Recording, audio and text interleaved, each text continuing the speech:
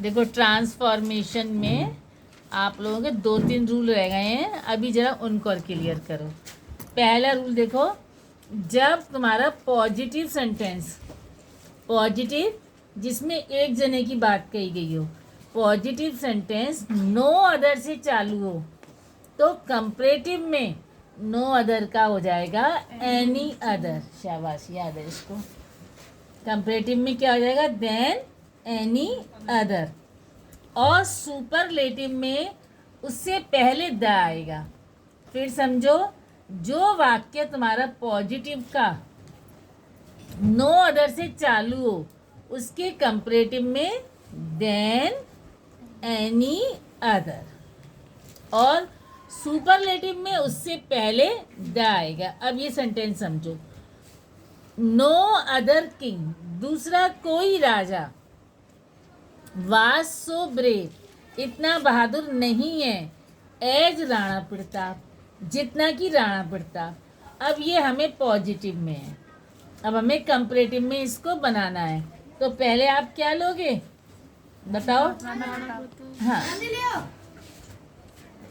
वहीं रख दे।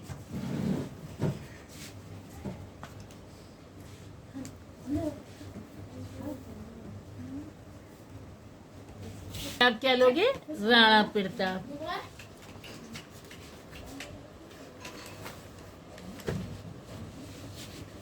देखो, राणा प्रताप। अब वाज है ऊपर, नीचे भी वाज लोगे। अब क्योंकि आप कंपैरेटिव में चेंज कर रहे हो तो ब्रेव का क्या करोगे? ब्रेवर। और ब्रेवर के तुरंत बाद देन। अब नो अदर का क्या कर दोगे? Any other.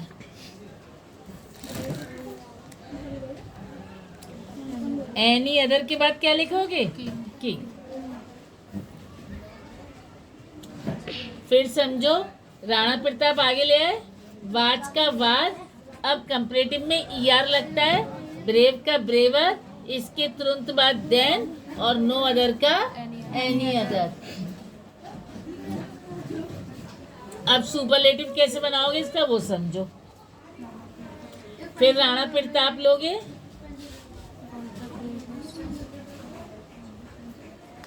was the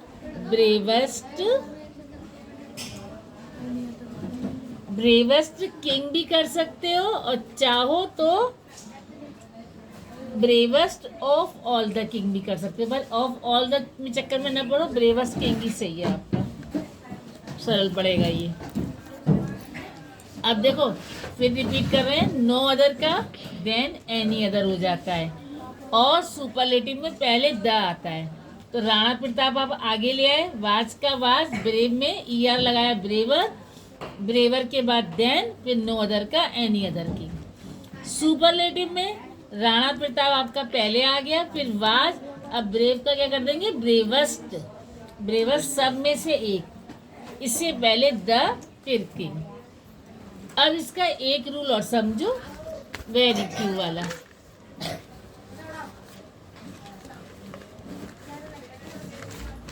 ये वाला, very few poets of Sanskrit are as great as Kalidas. बहुत कम, वेरी फ्यू माने बहुत कम, न के बराबर, कवि जो है संस्कृत के इतने महान होते हैं जितना कालिदास। तो आप कालिदास आगे ले लोगे, जैसे इसमें है, ऊपर आ रहा है क्योंकि पोइट्स ज्यादा है, नीचे क्या है? कालिदास एक है तो एज। अब ग्रेट में ईआर लग जाएगा तो हमारा हो जाएगा ग्रेटर। इसके तुरंत बाद देन। अब यहाँ पे आपका वेरी फ्यू है, जहां वेरी फ्यू हो कंपैरेटिव में मोस्ट अदर, ठीक है? Most other poets of Sanskrit.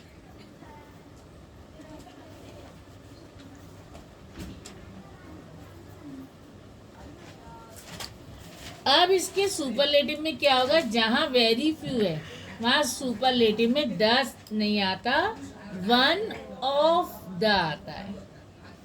तो अब कालिदास की बात हो रही है, कालिदास पहले ले लेंगे। Kalidas is one of the greatest, इसमें EST लग जाएगा, पोइट्स ऑफ संस्कृत।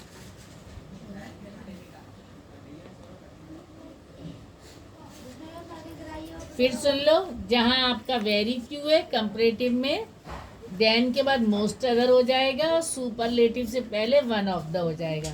कालिदास आगे आ गया, ऊपर आ रहा है क्योंकि हमारा वेरी फ्यू पोइट्स है, नीचे कालिदास एक जना है तो इज, फिर हमारा रूल है कंपैरेटिव में ER लगाते हैं, ग्रेटर देन वेरी फ्यू का most other poet of Sanskrit, और सुपरलेटिव में हम EST लगाते हैं तो Kalidas is one of the greatest poet of Sanskrit. अगर यहाँ नो अदर होता तो खाली द, यहाँ वेरी फ्यू है तो वन ऑफ द। अब ये उतार लो।